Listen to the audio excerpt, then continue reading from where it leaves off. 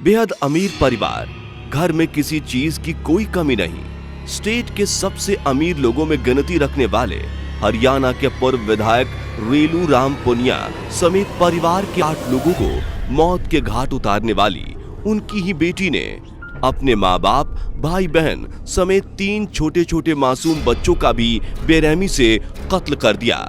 अपने ही पूरे परिवार को दर्दनाक मौत देने वाली ये बेटी अब अपने किए का खौफनाक अंजाम भुगत रही है।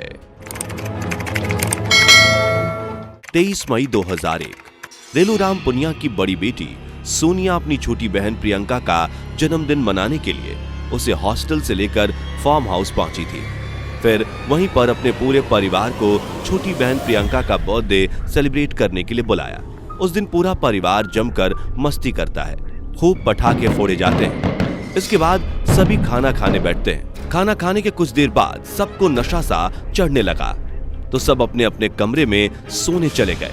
कमरे में पहुंचते ही परिवार के सभी लोग बेहोशी की हालत में चले गए, क्योंकि खाने के दौरान जो खीर परोसी गई थी उसमें रेलू राम पुनिया की बड़ी बेटी सोनिया ने एक खतरनाक साजिश के तहत अफीम जो मिला दी थी।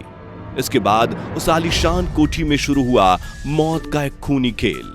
सोनिया का पति संजीव सबकी हत्या करने के इरादे से पार्टी में रिवॉल्वर लेकर आया। उसने सोचा था कि पटाखे फोड़ने की आड़ में गोली मारकर सबका काम तमाम कर देगा, लेकिन रिवॉल्वर में 6 गोलियां मौजूद थीं, जबकि घर में 8 लोग बेहोश पड़े थे।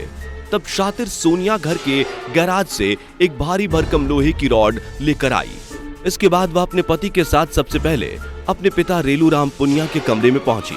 फिर अपने डरे सहमे पति संजीव को लोहे की रॉड देते हुए अपने पिता रेलू राम के सिर पर जोरदार वार करने को कहा। संजीव का कोई क्रिमिनल बैकग्राउंड नहीं था, इसलिए वह हत्या करने में डर रहा था, जिस पर सोनिया ने उसे काफी भला बुरा कहते हुए उकसाया। इस पर तैश में आकर संजीव ने रेलू राम के सिर पर लोहे की रॉड से 2 बार जोरदार वार करके उन्हें मौत के घाट उतार दिया। इसके बाद संजीव और सोनिया मां कृष्णा के कमरे में गए, जो अपनी 2 साल की पोती शिवानी के साथ बेहोश पड़ी थी।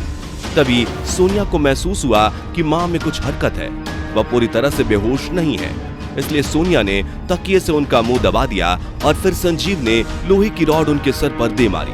इसके बाद सोनिया ने मां के पास लेटी 2 साल की अपनी भतीजी शिवानी को भी इसी प्रकार मार डाला। अब उनका अगला निशाना भाई सुनील और भाभी शकुंतला थे, इसलिए वह दोनों उनके कमरे में गए।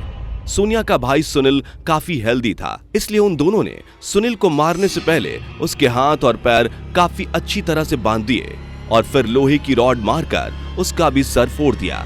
सुनील के पास लेटी उसकी बेहोश पत्नी को भी उन दोनों ने इसी प्रकार मौत के घाट उतार दिया। अब केवल घर में छोटी बहन प्रियंका और भाई सुनील के बाकी बचे 2 छोटे बच्चे, जिनमें से एक 4 साल का लोकेश और एक 1.5 महीने की बच्ची प्रीति थी। उन्हें भी मारने के लिए इसी तरह लोहे की रॉड से वार किया गया। 2 घंटे के भीतर पूरे परिवार को मौत की नींद सुला दिया गया। अब बारी थी खुद को कानून के शिकंजे से बचाने की। इसका प्लान सोनिया ने पहले से ही तैयार कर लिया था।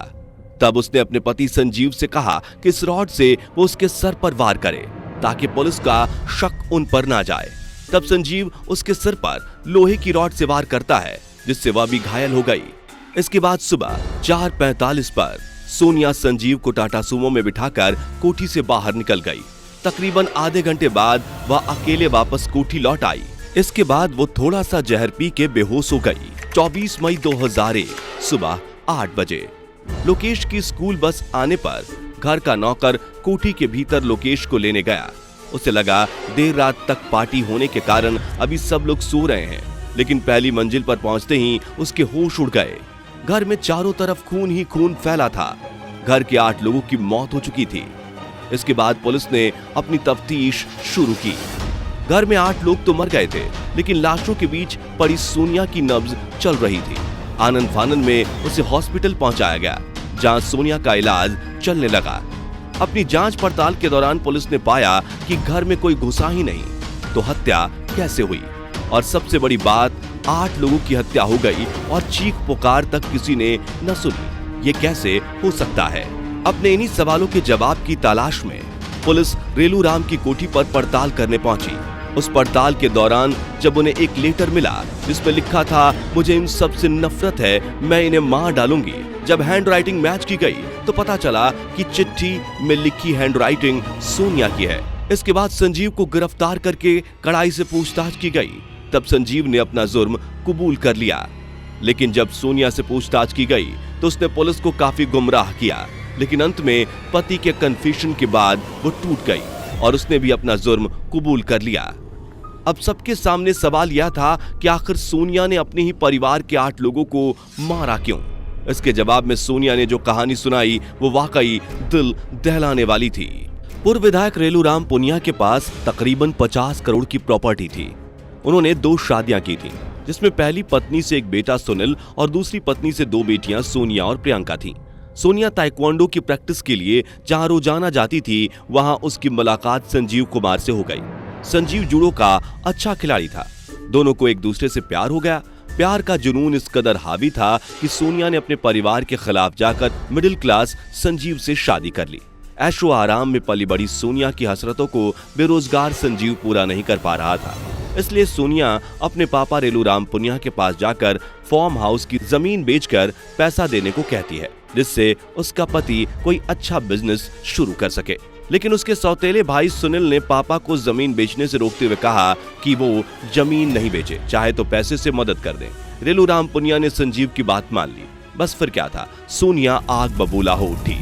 इस प्रॉपर्टी को पाने के चक्कर में उसने पूरे परिवार को मार डालने की खतरनाक साजिश रची। इस प्रॉपर्टी के चक्कर में उसने अपने छोटे छोटे मासूम भतीजे भतीजियों को भी नहीं बख्शा, क्योंकि वह नहीं चाहती थी कि प्रॉपर्टी का कोई भी वारिस जिंदा रहे। 31 मई 2004 गिरफ्तारी के महज 3 साल बाद इतने जघन्य अपराध के लिए सोनिया और उसके पति संजीव को सेशन कोर्ट ने फांसी की सजा सुना दी। 12 अप्रैल 2005 तब इन दोनों ने इस फैसले के खिलाफ हाई कोर्ट में अपील की। तब हाई कोर्ट ने इनकी फांसी की सजा को उम्र कैद की सजा में बदल दिया। 15 फरवरी 2007 हरियाणा पुलिस मामले को लेकर सुप्रीम कोर्ट पहुंची। सुप्रीम कोर्ट ने सेशन जज का फैसला बरकरार रखते हुए इन्हें मौत की सजा सुनाई। तब सोनिया की तरफ से अगस्त 2007 में रिव्यू पिटीशन दाखिल की गई। उसने दलील दी कि उनकी फांसी के बाद उनके बेटे को संभालने वाला कोई नहीं होगा, इसलिए उसे मौत की सजा न दी जाए। लेकिन फिर भी कोर्ट ने उसकी रिव्यू पिटीशन खारिज कर दी। 8 सितंबर 2007 आखिरकार इन दोनों के इस क्रूर अपराध के लिए सुप्रीम कोर्ट ने 26 नवंबर 2007 को फांसी की तारीख मुकर्रर की। फांसी के कुछ दिन पहले संजीव के परिजनों ने राष्ट्रपति के समक्ष दया याचिका की गुहार लगाई। तब काफी लंबा समय बीत जाने के बाद उस वक्त के राष्ट्रपति प्रणब मुखर्जी ने प्रॉपर्टी के लिए किए गए इतने खतरनाक हत्याकांड को ध्यान में रखते हुए क्षमादान की इस अपील को खारिज कर दिया। इस दया याचिका की अपील को खारिज होने में काफी लंबा वक्त लग गया। साल 2014 अब तो तय था कि इन्हें फांसी के फंदे से कोई नहीं बचा सकता। लेकिन तभी सिविल राइट सुरक्षा समूह के सदस्यों ने सुप्रीम कोर्ट में एक याचिका दाखिल की, जिसमें कहा गया कि फांसी की सजा मिलने के बाद यदि राष्ट्रपति के समक्ष दी गई याचिका में देरी होती है तो अपराधी की फांसी की सजा को उम्र कैद में बदल देना चाहिए, क्योंकि इस देरी के कारण वह जीते जी रोजाना घुट घुट कर अपनी मौत को महसूस करता रहता है। तब जनवरी 2014 में सुप्रीम कोर्ट ने उन दोनों की फांसी की सजा को आजीवन कारावास में बदल दिया। दोस्तों, अगर सोनिया पुनिया की फांसी की सजा न टली होती तो वह फांसी पाने वाली देश की पहली महिला होती। क्राइम से जुड़ी ऐसी ही सनसनीखेज वीडियो को देखने के लिए हमारा चैनल सब्सक्राइब करें, साथ ही वीडियो को लाइक और शेयर भी करें।